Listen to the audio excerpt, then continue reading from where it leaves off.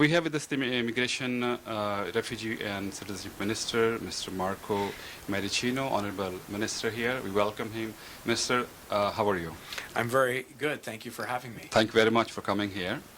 And after taking over this ministry, the Immigration Ministry, what's the biggest challenge you think you have? Well, first, it's an incredible privilege to have been asked by the Prime Minister to serve as the Minister for Immigration, Refugees and Citizenship. I'm a son of an immigrant family. My family came from Italy, and so to think of the great honor that it is to serve Canadians in this way and to grow, continue to grow immigration as a positive value, as a driver of our economic growth is a great responsibility. And there are some ways in which we're going to be doing that in the very short term, and I'm looking forward to the challenges. Right. When the government came, they have promised that in the next term, they will the immigration flux will be 3,500,000 people will be coming in next year. So how is the thing? Is it up to the mark? Are you thinking more people to come here? Yes is the short answer, and my mandate letter from the Prime Minister has asked me to set a level that would see over 1 million new permanent residents over the course of the next 3 years, and I'm excited to be doing that work in conjunction with our partners provincially and in the territories, as well as the municipalities here in the Peel region and right across the country. And if we're working together in partnership where we are carving out pathways for people who are coming to contribute economically with their skills and their trades and their professions, but equally to look at ways to reunite families and to keep up our obligations when it comes to international human rights, and from a compassionate and a humanitarian perspective, when you look at how these levels will be set out, we will meet those objectives. Right. Majority of the immigrants came to Ontario. Is government planning to promote the immigration in the other provinces also? Well, Ontario is the largest population provincially in Canada, and so by extension it would make sense that we continue to grow immigration in Ontario. And I will say that as an MP who lives just down the street on the 401 or the QEW, depending on which highway you take at the time of day, I'm so proud to be part of the GTA. I mean, it's a wonderful, diverse city, and it's a wonderful, diverse part of the province of Ontario, and we'll be doing good work with the province to ensure that the pathways exist so that we can continue to grow. Oh, the citizenship application fee was $630, and your government promised that you will abolish it or to reduce it. So anything coming up? Well, it's in my mandate letter to look at ways to reduce and or eliminate citizenship fees altogether. We don't want fees to be a barrier or an impediment to people who wish to acquire Canadian citizenship. In fact, earlier today, I was at a citizenship swearing-in ceremony where we had over 100 new Canadian citizens who joined the family, and it's such a proud moment. It's one of the most special functions that I get to exercise as the minister, because the citizenship ceremony is really the culmination of a lot of hard work. Mm-hmm. People who have traveled tremendous distances, and there are so many stories that we know of within our own families, within our own communities. I'm sure you know many stories this way. So it's a very, very proud moment when you get to take that citizenship. And yes, I will look at ways in which we might either reduce or eliminate fees. Okay. And will we be seeing any new policies, because this is a minority government? You never know when the new election will be.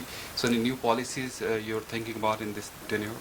Well, in terms of immigration, we're actually looking at some really important new innovations around how we can work with cities and municipalities in particular to identify new immigrants to come to Canada. So that's one, because we know that people at the municipal level, whether you're in government or whether you're a small business owner, for example, you know where those labor shortages are. Yes. You know the gaps that need to be filled. And so I'm looking forward to consulting broadly with my partners and to launch a program there.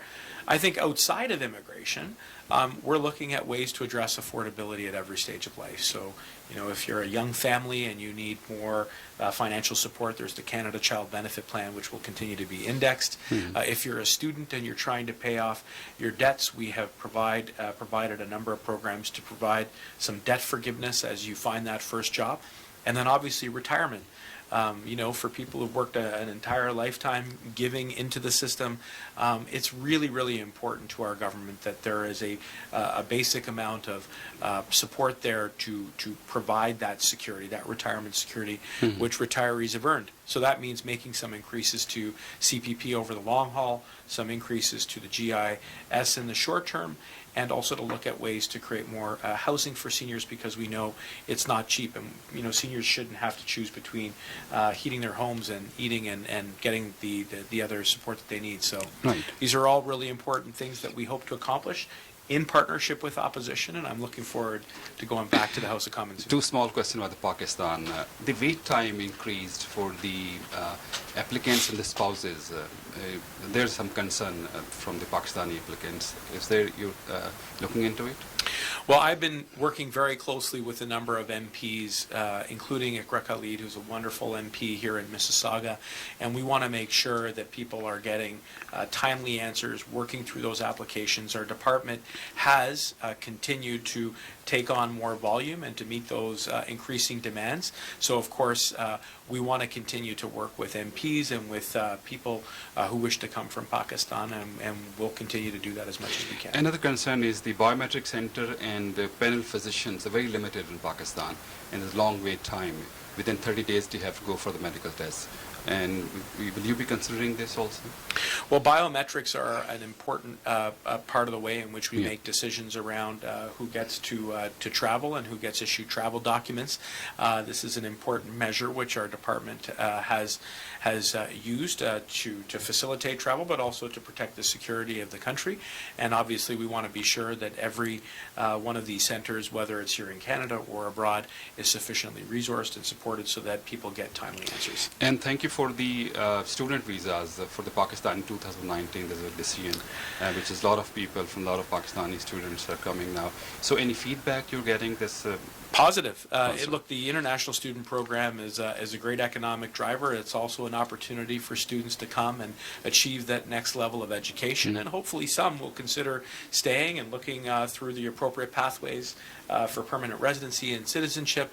And I know that from the community, the Pakistani community here in Canada, that there's a lot of excitement that we've got a dedicated stream now so that those applications can be processed in a timely fashion. Any goal to be accomplished in this year from the Ministry of the Immigration? Well, those people who know me know I'm a pretty optimistic and very happy individual, and it's a real privilege to have been asked to take on this new portfolio. And my hope is that we will continue to grow immigration, that Canadians, broadly speaking, will see immigration as a positive value, and that Canada is this wonderful country that is based on immigration. I mean, we're a country of immigrants, and I just cannot tell you just what a great honor it is to have been given this opportunity. I look forward to serving. Thank you, Minister. Thank you very much. Thank you very much. Thanks.